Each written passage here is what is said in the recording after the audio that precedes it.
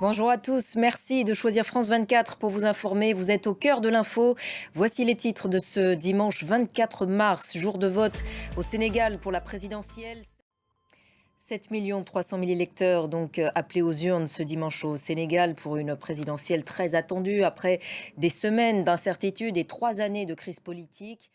Y avait-il affluence effectivement aujourd'hui dans les bureaux de vote où vous vous êtes rendu? Merci beaucoup Myriam pour toutes ces précisions depuis Dakar et on vous retrouvera bien sûr dans le cadre de notre édition spéciale ce soir. Également avec nous pour en parler notre invité Maurice Soudiek-Dione, professeur agrégé de sciences politiques à l'université Gaston Berger de Saint-Louis au Sénégal. Bonsoir, merci d'être avec nous sur France 24. Il semble donc que les électeurs se sont rendus en masse dans les urnes ce dimanche. Après tout ce qu'il s'est passé ces dernières semaines, on sent un soulagement de pouvoir voter. Oui, en réalité, on a un soulagement.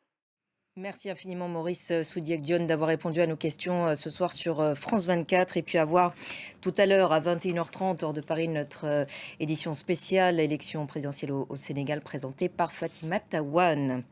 Également à la une de ce dimanche, cette journée de deuil national en Russie après l'attaque dans la salle de concert près de Moscou qui a fait au moins 137 morts.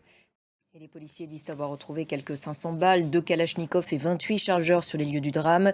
De leur côté, les enquêteurs vont bientôt demander le placement en détention provisoire des suspects. On fait le point tout de suite sur l'enquête avec Nathalie Pérez.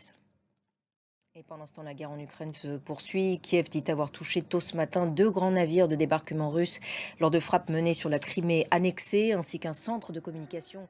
Et guerre à Gaza maintenant. L'armée israélienne poursuit ses opérations aujourd'hui, notamment sur Khan Younes. Et c'est dans ce contexte que le secrétaire général de l'ONU poursuit sa visite dans la région.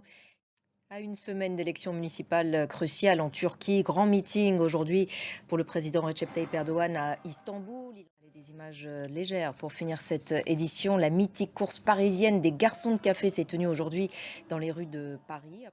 Et voilà pour l'essentiel de l'actualité internationale. Restez avec nous sur France 24.